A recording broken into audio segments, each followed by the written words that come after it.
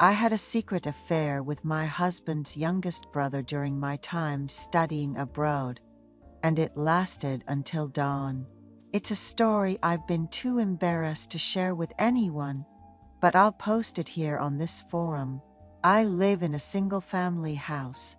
Yesterday, as I was cleaning up the earthworms that had come out of the flower bed because of the rain, I heard the front gate open and someone approaching.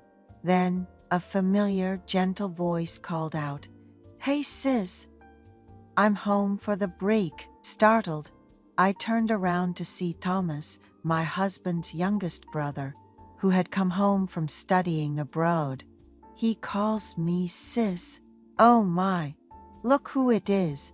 Thomas, you should have told me you were coming home, I exclaimed. I wanted to surprise the most beautiful sister in the world. How have you been? I hugged Thomas tightly, thrilled to see him after a year. Thomas, who is 12 years younger than me, has always adored me like an older sister ever since I started dating my husband. When I got married, Thomas was just an elementary school student, and now he's been studying abroad. How is my brother? Are you two still living happily together? Thomas asked innocently. I didn't know how to respond. I had found another phone in my husband's car and discovered he was having an affair.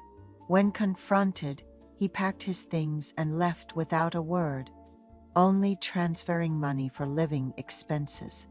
I couldn't bring myself to tell Thomas about our situation. Your brother has been very busy with work lately, pulling all-nighters and staying at a business hotel nearby, I said, covering up the truth. Oh, my poor sister, living alone. How do you cope with the loneliness? But is my brother really that busy? Thomas asked skeptically. Enough of that. Let's go inside and talk, I said, grabbing his hand and leading him into the house. I gave him some fresh clothes to change into. Thomas mentioned that he had started going to the gym in the country he was studying in. Looking at himself in the mirror, he proudly showed off his muscles, and I felt a strange sense of pride. It meant he was adapting well despite the challenges of studying abroad. After a quick shower, Thomas emerged looking quite masculine.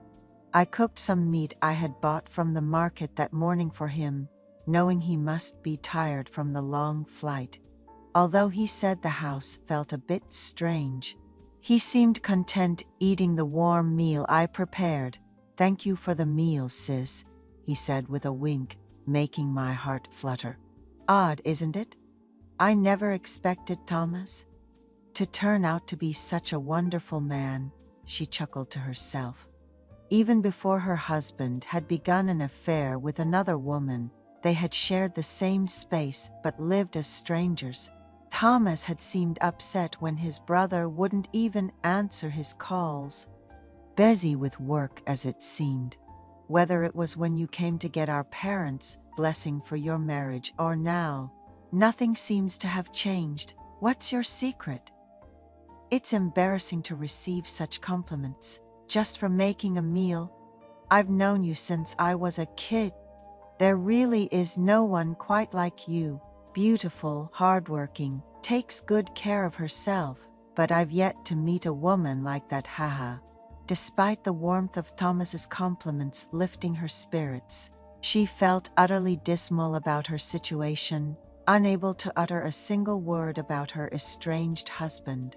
Not normally one to drink, she ended up sharing a can of beer with Thomas. I'm going to head in and sleep now. The jet lag's going to hit me hard, but I think I need to try to sleep, he said. All right. Sleep well.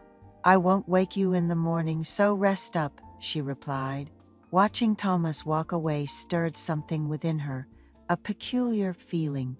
Perhaps it was because she had finished a can of beer for the first time in her life, but once she lay in bed, sleep eluded her. Thomas was just a few steps away. healthy and sound. Yet, sleep seemed more elusive than ever tonight. Then she felt oddly cold. She knocked on Thomas's door, saying, "I suddenly feel so chilly. We've run out of medicine, and I'm too scared to go to the convenience store alone. I'm really sorry, but I think I need to take something and go to sleep. Could you come with me?" It seemed cleaning the yard unnecessarily in an attempt to clear her mind had backfired due to the rain cooling the air. Thomas immediately offered to go buy Tylenol. However, feeling guilty for waking him, she insisted they go together. The wet ground made the road slippery, and she nearly fell, but Thomas caught her hand. "I didn't realize you were feeling unwell, and here I am, having enjoyed a meal. I'm sorry," he said, his presence feeling incredibly reassuring as he bought her Tylenol. After taking the medicine, she quickly fell asleep. How much time had passed? She felt refreshed. Maybe it was the beer, but she got up to use the bathroom and saw Thomas coming out. "How are you feeling, my pretty sister? I'll be resting all day tomorrow, so make sure to get some good sleep," he said before heading back to his room. Lying in bed, her mind was clearer than ever. She felt embarrassed for harboring strange feelings towards her husband's brother. Yet, she couldn't help thinking that if today passed, there might never be another chance. I disliked myself for harboring inappropriate thoughts about Thomas, who is much younger than me. I was already awake and headed to the kitchen for a warm cup of water, contemplating sleep. Our house, being old, made the doors creak loudly. I carefully opened the door, trying not to wake Thomas, but he seemed to have been woken by the sound and came out to the living room. Upon seeing me again, he said, "Sis, it's okay if we sleep later. Let's talk.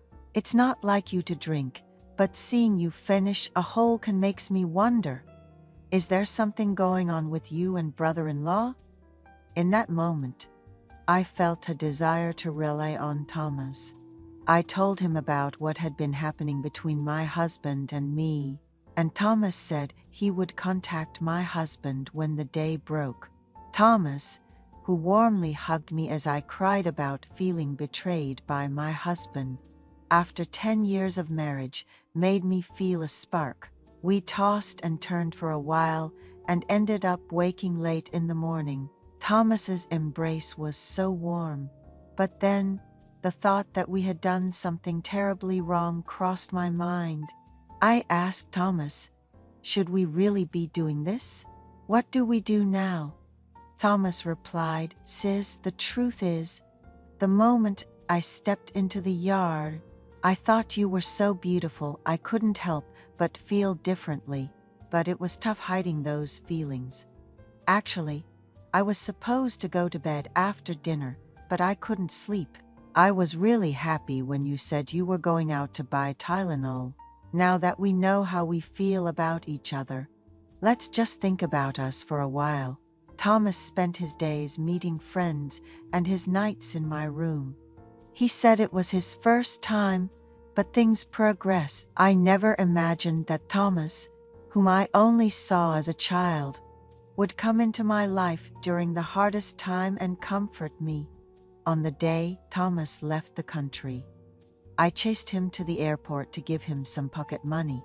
He surprised me with a shirt in my favorite style, which he had prepared at some point. Whenever I missed Thomas, I wore that shirt and took photos. My husband showed no signs of remorse, and we became strangers.